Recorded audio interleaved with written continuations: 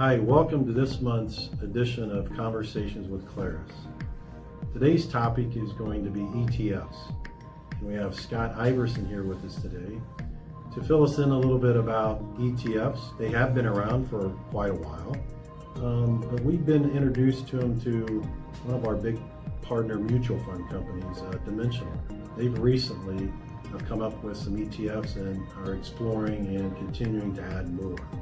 So with that, Scott, can you give us a little insight about ETFs in general? Yeah, be happy to, Stan. Thank you. Well, for those of you who are familiar with mutual funds, which would be most, if not all, of our clients, ETFs are going to operate in a very similar fashion. In fact, for most of you, if ETFs are in your portfolio, you won't notice any real difference. For us, the difference would be on the back end. But before I get into that, just a quick rundown of how they work. They are a basket of securities, just like a mutual fund. The difference between an ETF and a mutual fund is that ETFs can be traded throughout the day, whereas a mutual fund trades at the end of the day.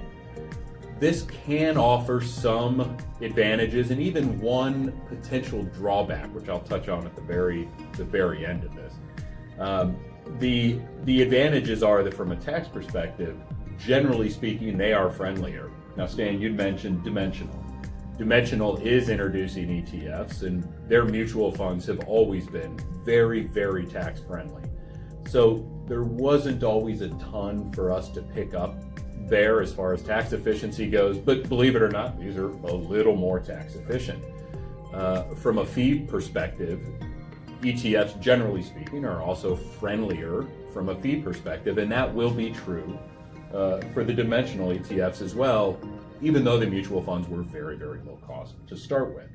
So the two things that our clients will really benefit from our new use of these ETFs would be a slight pickup in tax efficiency and a slight reduction in fees, which in today's environment, every little bit you can grab is good for the clients. And that's really our job, to make sure we grab those basis points of return where we can get them. Now, the one con of ETFs that you all may hear about is that in times of extreme trading, meaning market duress, so technically that could mean on the way up, but really we're talking about down, real bad market days, things like what we saw last spring. There can be some liquidity issues, some problems with bid and ask spreads, which I don't want to get into that too much. Just know that at Claris, we are well aware of this, and the benefit for our clients and folks who choose to work with us is that we're not frequent traders. So these issues that can pop up with ETFs and anything that's traded throughout the day, it's not just ETFs, isn't really going to impact us because this isn't something we do. We are not actively trading portfolios. So yeah, that's the quick rundown on ETFs. Well, I think too, a couple things that Scott mentioned, and I know that we're really looking at as being the big advantages. Scott did again touch on those two.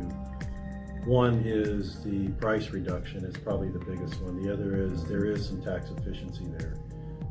So when Dimensional, introduced them, we were able to use the same methodology. It just makes sense for us. And so we're gradually getting into that, gradually building the portfolios for our clients. So stay tuned. You may see some of that happening in your own portfolio. Yes. So Scott, thanks a lot. We appreciate it. Thanks for joining us for this Conversations with Claris.